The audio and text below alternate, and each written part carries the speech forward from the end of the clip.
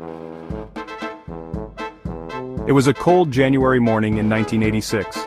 The Space Shuttle Challenger stood ready, a symbol of human ambition and our reach for the stars. Millions watched as it roared into the sky, carrying 7 brave souls on a mission of discovery. 73 seconds later, the world watched in horror as the Challenger was consumed by a fiery explosion. The dream turned to dust before our eyes. What went wrong? The answer lay in a tiny rubber ring known as an O-ring. This disaster was a stark reminder of the unforgiving nature of space exploration. It showed how even the smallest flaw can have catastrophic consequences. But more than that, it highlighted the importance of listening to those who raise concerns, of prioritizing safety over ambition, and of never compromising on the integrity of engineering. The O-ring may seem insignificant, but it played a critical role in the Space Shuttle's solid rocket boosters. These boosters provided the immense thrust needed to lift the shuttle off the ground. They were constructed in segments, joined together by seals. These seals, made of a rubber compound and called O-rings, ensured the hot gases produced during combustion remained contained within the booster. The O-rings worked by being compressed within the joint, creating a tight seal that prevented any leakage. The pressure from the burning fuel further enhanced this seal. In essence, the O-rings acted as gatekeepers, ensuring the immense power of the boosters was directed solely towards propelling the shuttle upwards. Their failure had the potential to unleash that power in catastrophic ways. The unusually cold temperatures on launch day played a crucial role in the disaster. O-rings, like many rubber materials, become stiff and less pliable in cold weather. This loss of flexibility meant the O-ring in Challenger's right solid rocket booster couldn't seal the joint effectively. As the booster ignited, hot gases escaped through the compromised seal.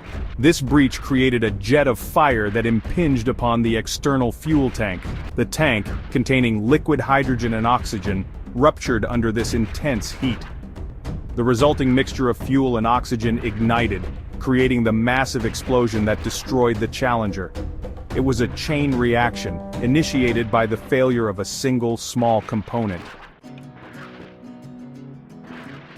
Section 4. Ignored warnings, the price of ambition. The most tragic aspect of this disaster was it could have been prevented. Engineers at Morton Thiokol, the company responsible for the solid rocket boosters, had raised concerns about the O-ring's performance in cold temperatures. They recommended delaying the launch until conditions were more favorable. However, these warnings were overruled. Pressure to maintain the launch schedule, coupled with a failure to fully appreciate the severity of the risk, led to a fatal decision.